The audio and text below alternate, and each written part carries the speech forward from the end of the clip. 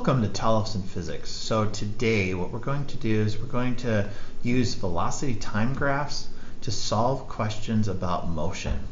And so in this video, and this is actually going to be split up into 3 parts, in this video we're going to focus in on knowing something about either the velocity or knowing something about the time to solve other parameters such as acceleration or distance traveled. So let's take a look at our first problem. And so our first problem here is a car starting at rest. It's going to speed up to 25 meters per second in 10 seconds. All right, so never hurts to draw a little picture. All right, so I got my car, velocity equals 0. It's gonna speed up to a velocity equals 10 meters per second, and the time that it takes is going to be 10 seconds. So it's not a bad way to draw a quick sketch, write down what I know, and then I can go ahead and I can solve what I know. So let's create a velocity time graph. And so velocity time graph just needs to be a fairly crude sketch with velocity on the vertical axis and on the horizontal axis is time. And then this car is going to speed up. For all of these problems, we're going to assume that it's a constant acceleration, a uniform acceleration. And so then we can write the stuff that we know, right? So it starts at 0 meters per second, and then it speeds up to 25 meters per second at the end here. And then we also know that it took 10 seconds for that to happen. Now, the thing that is nice about a velocity time graph is this area under the curve tells us the displacement, whereas the slope tells us the acceleration. And that's going to be the theme for every single question that we do.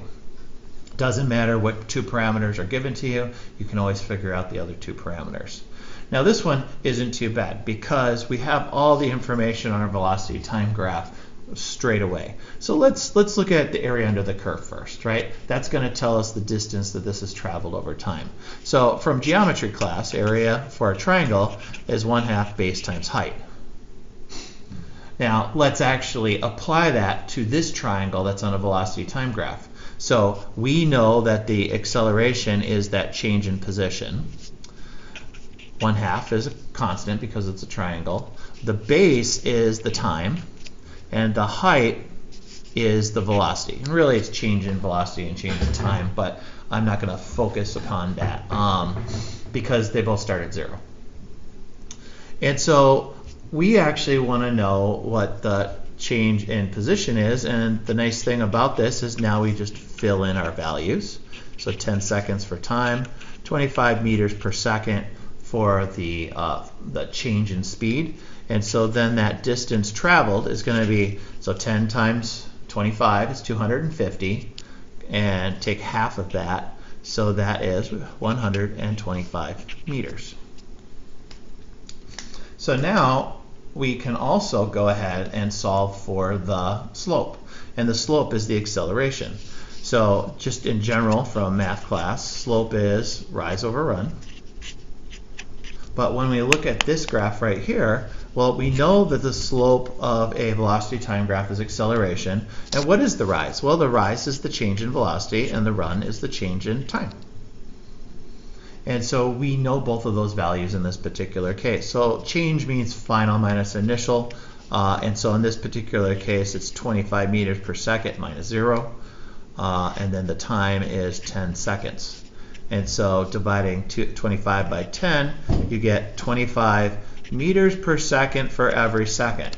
So that means this car, for every second that it travels, speeds up 2.5 meters per second.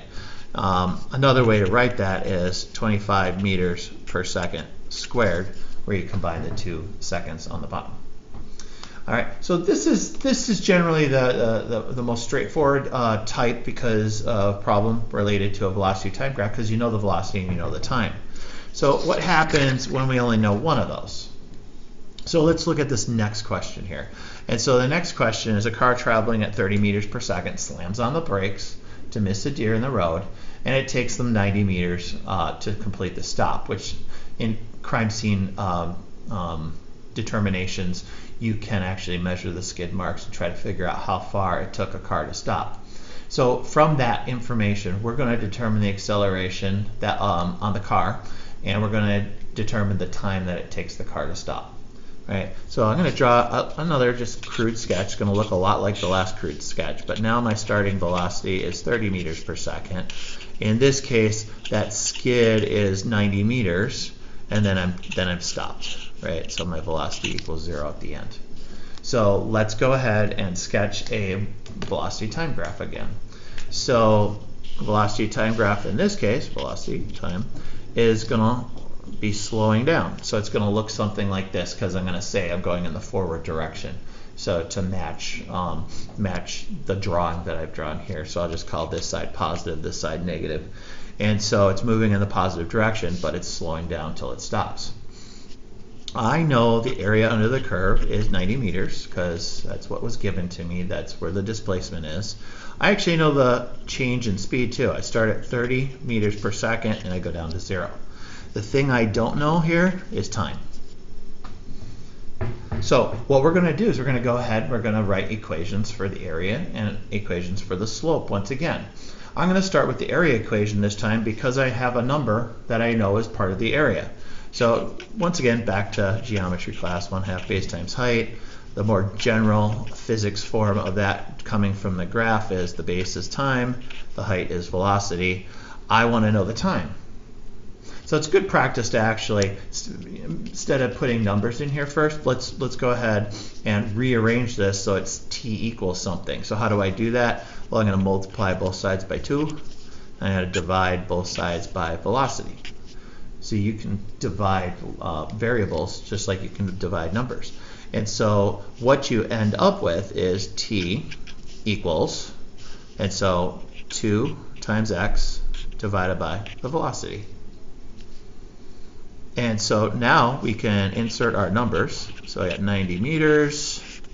I have a change in speed of 30 meters per second. I have my numbers inserted. I got 2 times 90 meters divided by 30. So 90 divided by 30 to me is an easier thing to do because 9 divided by 3 is 3. And the zeros cancel out. So this ends up being a time of 6 seconds. All right, so once we know that, then figuring out the acceleration is fairly straightforward because we know the slope, right? So the slope is acceleration, and the acceleration is rise over run. And so in this particular case, my change in velocity is 0 meters per second minus 30 meters per second. It's always final minus initial. Now all this negative sign is going to tell me is, see how I wrote the plus and minus on my diagram up here? It tells me the acceleration is that way because I'm traveling that way. So when my velocity and my acceleration are pointing in different directions, I know I'm slowing down. So let's go ahead and divide that by, let's see, 6 seconds. So 30 divided by 5 is, or divided by 6 is 5. This negative just means it's pointing to the left in my drawing. And the units are meters per second squared. All right, let's do one more example, slightly different example.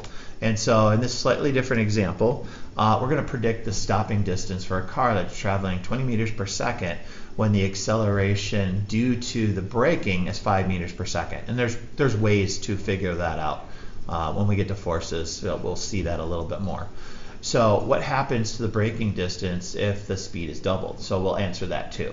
But we want to predict the stopping distance is what it says. So same crude drawing that I keep drawing over and over. This time the starting speed is 20 meters per second, and eventually it will stop. And this time we know the acceleration is 5 meters per second squared. All right, so that's going to affect our graph. So let's draw our velocity time graph. It's going to look very similar to the one we just did. Right? We're going to go from 20 meters per second down to 0, and we're going to stop. Once again, we don't know the time. This time we don't know the area, but we do know the slope. Right? The slope is the acceleration. Now technically this slope is negative, but if we handle this just as a triangle, we can kind of sort of ignore that. So what do I mean by that? So let's see what we can solve first. Now this time, since I know the slope, I'm going to start with the slope. I'm going to look at that, right? So once again, the slope is acceleration, so I'm just going to write A. And it's going to be the rise, which in this graph is the change in velocity, over the run, which is the change in time. And so what do I actually want to know? I want to know the time. So if I multiply both sides by the time, and I'm going to do that, delta t equals, and then the A ends up taking the place of the delta t, right? Those end up switching spots. And so if I do final minus initial, which is really what delta means, I'll have 0 minus 20. So technically, if this way is positive, that way is negative, this acceleration, if I drew an arrow for it, would be that way. Because for it to slow down, once again, it has to be in the opposite direction of velocity. So technically, this is a -5.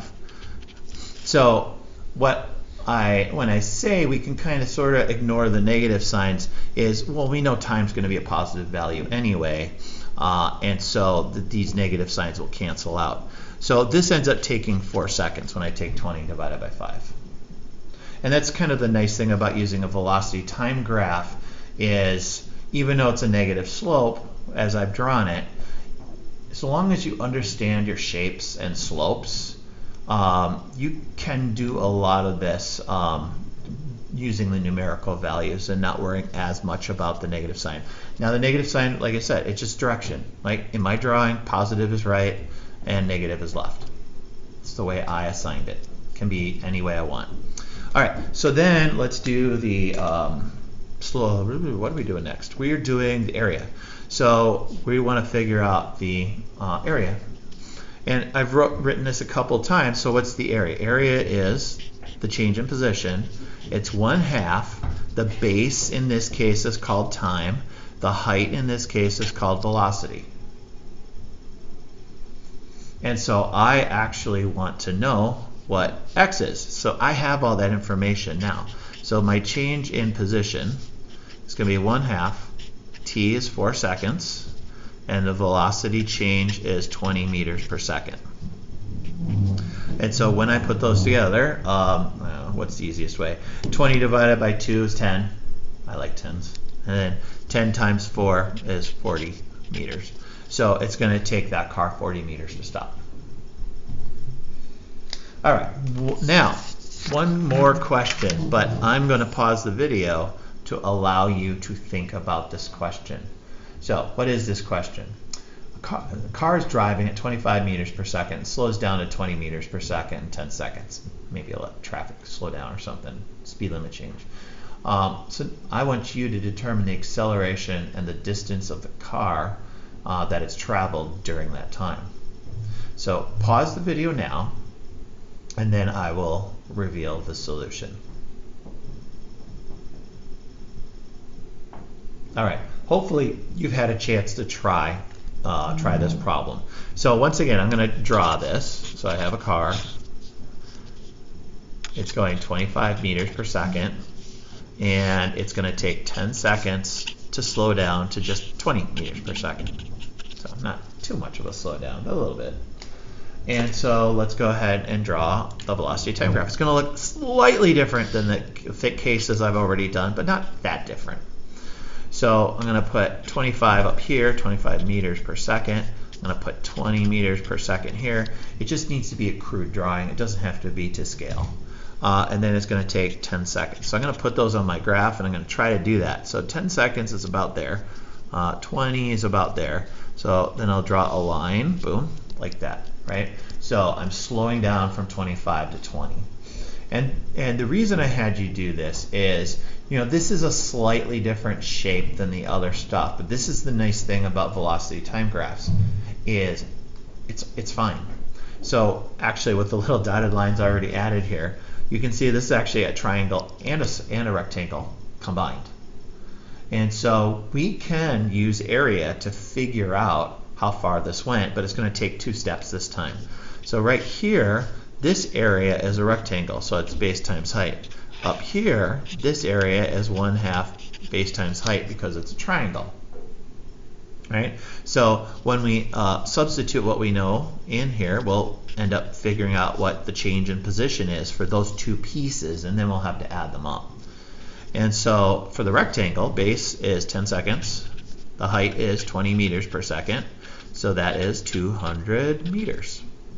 And that kind of reflects, you know, if I was traveling at a constant velocity of 20 meters per second, well, that's how far I would go. But I'm not traveling at 20 meters per second. I started at 25. So now I got to deal with this part of it. So the triangle. So the base, in this case, it's the same 10 seconds. So there's no different there. The height is of the triangle itself, not all the way to 0. So the height in this case is 5 meters per second, right? 25 minus 20 is 5. And so when I take that 50 divided by 2, I get 25 meters. So the total distance traveled would be that 200 meters plus the 25 meters, which is 225 meters. What about the acceleration? So the acceleration is the slope, right? So the acceleration, so like if I say right is positive and left is negative, my acceleration is that change in velocity divided by change in time. It's the slope of that line. And so my change in velocity, it's final minus initial. So I'm slowing down, going in the positive direction, therefore it's negative. And how many seconds? It took 10 seconds. So 20 minus 5, of 25, equals negative 5. I'll write that out. Minus 5 over 10 seconds. So that is a negative 0.5 meters per second squared. The thing I want you to know about that negative sign, though, is according to the way I drew it, the acceleration is to the left, right? I'm traveling to the right, my acceleration is to the left. All right, so this was a rather long video because there are a number of different examples. But I have 2 more videos that have different givens and different unknowns that you can still use a velocity time graph to solve the other things that you don't know. So hopefully this helped, and tune in for the other videos.